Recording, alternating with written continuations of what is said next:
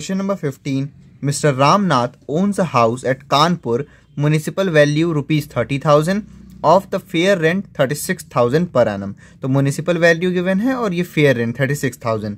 During the previous year 2021-22, the house is let out for residential purposes on a monthly rent of 4,000 from 1st April 2021 to 30th June 2021 and self-occupied for residential purposes for the remaining part of the year 2021-22. Accounting year हमारा 1 अप्रैल से start होता है, तो 1 अप्रैल 2021 से लेकर 30 जून यानी कि अप्रैल मई जून 3 महीने जो है इन्होंने रेंट पे दिया था। उसके बाद ये सेल्फ ऑक्यूपाइड यानी कि मिस्टर रामनाथ खुद ही उस घर में रहने लगे थे। अगर यहाँ पे लिखा होता कि वैकेंट यानी कि खाली था घर जब तक रेंट पे नहीं था, तो फिर हम पहले पूरे 12 महीने का एक्चुअल रेंट ले लेते हैं, फिर वैकेंसी में उतना माइनस करते हैं। लेकिन जब सेल्फ ऑक्यूपाइड क्वेश्चन में गिवन रहेगा तो हम जब एक्चुअल रेंट लिखेंगे तो केवल उतने ही महीने का एक्चुअल रेंट लेंगे जितने महीने टेनेंट रहा है उस घर में। जैसे यहाँ 3 महीने रहा है टेनेंट, तो केवल 3 महीने का एक्चुअल रेंट, और बाकी 9 महीने वो सेल्फ ऑक्यूपाइड वाला कंडीशन हो जाएगा। Municipal taxes rupees 6,000 and collection charges rupees 600 were paid during the year. तो म्यूनिसिपल टैक्सेस ये लेस हो जाएगा ग्रॉस एनुअल वैल्यू में से, और कलेक्शन चार्ज से हमको मतलब नहीं है हाउस प्रॉपर्टी में। अ loan of rupees 50,000 was taken on 1st April 2016 at the rate 10% per annum for the construction of the house, which was completed on 1st January 2019. 10,000 rupees was paid towards the loan account on 1st April 2018. सबसे पहले interest on previous year जो हम annual value में से less करते हैं, उसमें हम जो भी लोन होता है उसका जितना परसेंट दिया कर लेते हैं, लेकिन जितना लोन बचा रहता है अभी सिर्फ उसी का परसेंट लिखते हैं।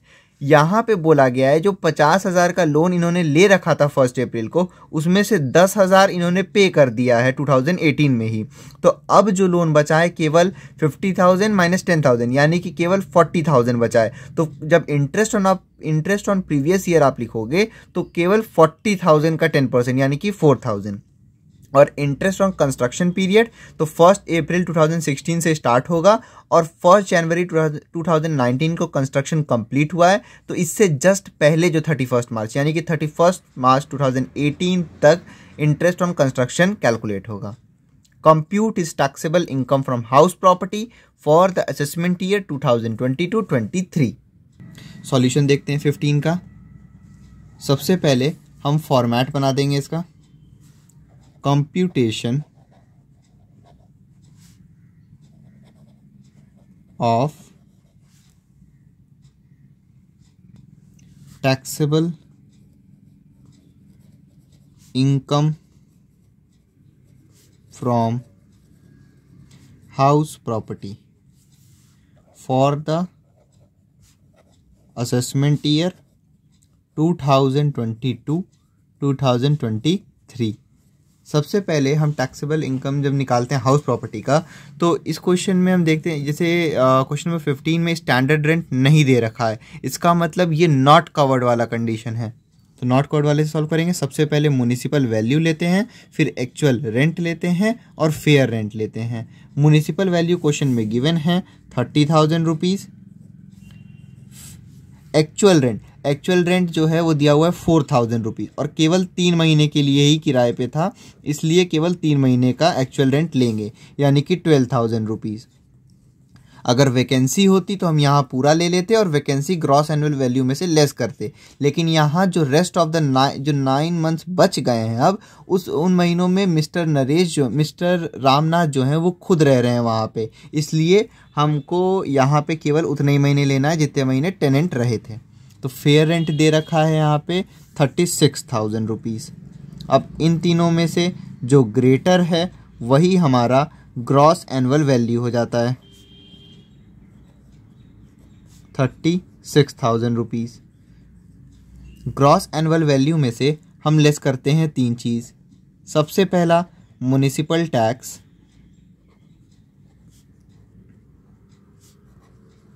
पेड बाय ओनर, सेकंड करते हैं वैकेंसी, और थर्ड करते हैं अनरियलाइज्ड रेंट। इस क्वेश्चन में वैकेंसी और अनरियलाइज्ड रेंट तो है नहीं, केवल म्युनिसिपल टैक्सेस दे रखा है 6000 रुपीज़। तो यहाँ पे 6000 रुपीज़ और ये नहीं दिया, ये भी नहीं दिया है, तो ये हो जाएगा 6000 आउटर कॉलम में। इसको हम लेस कर देंगे 36,000 में से, ये आ जाएगा 30,000 रुपीज़ हो गया आपका एनुअल वैल्यू। अब एनुअल वैल्यू में से हम लेस करते हैं डिडक्शंस अंडर सेक्शन 24। सबसे पहला डिडक्शन होता है 30% ऑफ एनुअल वैल्यू, यानी कि 30% ऑफ 30,000, यह आ जाएगा। इनर कॉलम में हम लिख देंगे 9,000 रुपये। उसके बाद सेकेंड हम लेते हैं इंटरेस्ट ऑन प्रीवियस ईयर। तो क्वेश्चन में बोल रखा है कि 50,000 का लोन था, उसमें से 10,000, 50,000 का लोन था उसमें से 10,000 ऑलरेडी पे हो चुका है, तो अब केवल 40,000 पे 10%, 50,000 माइनस 10,000, ये हो जाएगा 40,000 का 10%। जितना लोन बचा होता है बस उसी पे हम इंटरेस्ट ऑन प्रीवियस ईयर लिखते हैं, तो ये हो जाएगा 4,000 रुपये। फिर इंटरेस्ट ऑन कंस्ट्रक्शन पीरियड हम कैलकुलेट करते हैं, जब हमको लोन लेने का डेट भी लिखा हो और कंस्ट्रक्शन कंप्लीशन का भी बारे में बताया हो। तो इंटरेस्ट ऑन कंस्ट्रक्शन, तो इंटरेस्ट ऑन कंस्ट्रक्शन हमको कैलकुलेट करना पड़ेगा पहले।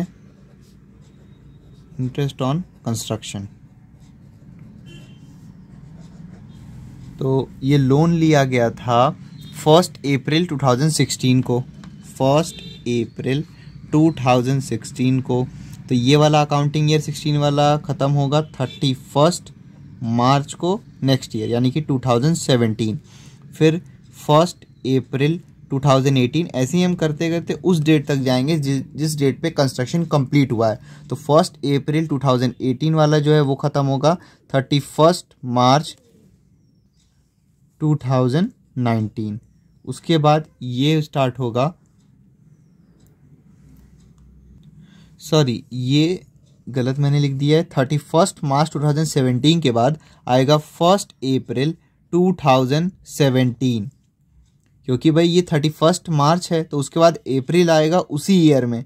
फिर अब ये नेक्स्ट ईयर 31 मार्च 2018, फिर उसके बाद 1 अप्रैल 2018 से लेकर 31 मार्च 2019 तक ये ईयर ख़त्म होना चाहिए, लेकिन ये कंस्ट्रक्शन जो है वो 31 मार्च 2019 से पहले ही 1 जनवरी 2019 को ही ख़त्म हो गया है। तो हम क्या करते हैं, जिस दिन कंस्ट्रक्शन कंप्लीट हुआ है उससे जस्ट पहले वाले 31 मार्च तक कैलकुलेशन करते हैं। तो यानी कि ये वाला हम नहीं लेंगे, केवल यहाँ इन दोनों में हम कैलकुलेशन करेंगे।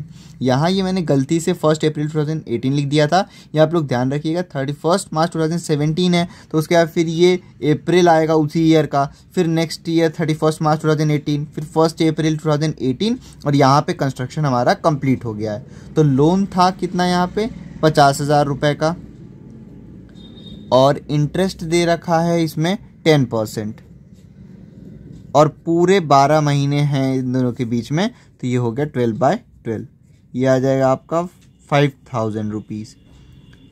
यहाँ पे भी जो है पूरे 12 महीने के लिए और 10% इंटरेस्ट है 50,000 के लोन पे 12 महीने, तो ये हो जाएंगे आपके 5,000 रुपीज़। इसको ऐड कर देंगे हम, ये यहाँ पे कर लेते हैं ऐड, यह आ जाएगा 10,000 रुपीज़, यह आ गया टोटल इंटरेस्ट। उसके बाद हम इंटरेस्ट ऑन कंस्ट्रक्शन के लिए ये जो टोटल इंटरेस्ट आया रहता है इसको 5 से डिवाइड कर देते हैं ताकि 5 एनुअल इक्वल इंस्टॉलमेंट में आ जाए। तो 10,000 डिवाइड बाई ये जो इंटरेस्ट आया इसको 5 से डिवाइड कर देंगे, तो ये आ गया हमारा 2,000 रुपीज़ इंटरेस्ट ऑन कंस्ट्रक्शन। सबसे पहले हमने उस डेट से, जिस डेट से लोन लिया था वहाँ से लेकर जिस डेट को कंस्ट्रक्शन कंप्लीट हुआ है उससे जस्ट पहले वाले 31 मार्च तक हमने कैलकुलेशन कर लिया, तो आ गया टोटल इंटरेस्ट 10,000 रुपीज़। फिर interest on construction, total interest upon 5 2,000 rupees आ गया, तो ये आ जाएगा 2,000 रुपीज़ इंटरेस्ट ऑन कंस्ट्रक्शन। अब इन तीनों को हम ऐड करके आउटर कॉलम में लिख देंगे, 9 4 13 2 15,000 रुपीज़ को आउटर कॉलम में लिख देंगे। ये आ जाएगा 15,000 इनकम फ्रॉम हाउस प्रॉपर्टी।